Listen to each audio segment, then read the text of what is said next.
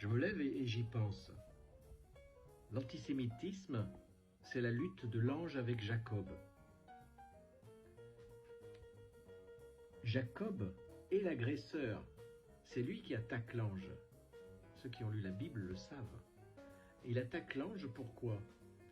Parce qu'il représente le mal et que l'ange serait le bien. Non, pas seulement. L'ange, c'est l'ange de l'Éternel. Et si Jacob attaque l'ange, c'est parce qu'il veut absolument lui extorquer une bénédiction.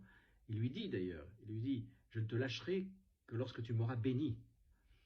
Donc l'ange, très magnanime, finalement, à la fin de cette lutte, accepte de bénir Jacob.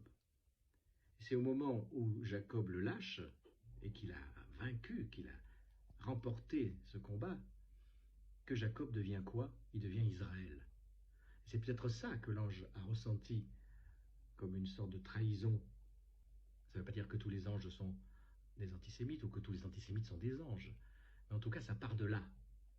Et c'est beaucoup plus profond et intéressant de faire remonter l'histoire à cette origine biblique, comme d'ailleurs beaucoup d'explications seraient à trouver dans la Bible, plutôt que de faire des petites tergiversations sur les frontières d'Israël, sur ce que c'est que l'antisémite qui est en vérité profondément dans la haine d'Israël, et que l'antisionisme serait une façon de cacher son antisémitisme, et qu'il faudrait revenir à deux États et toutes ces conneries.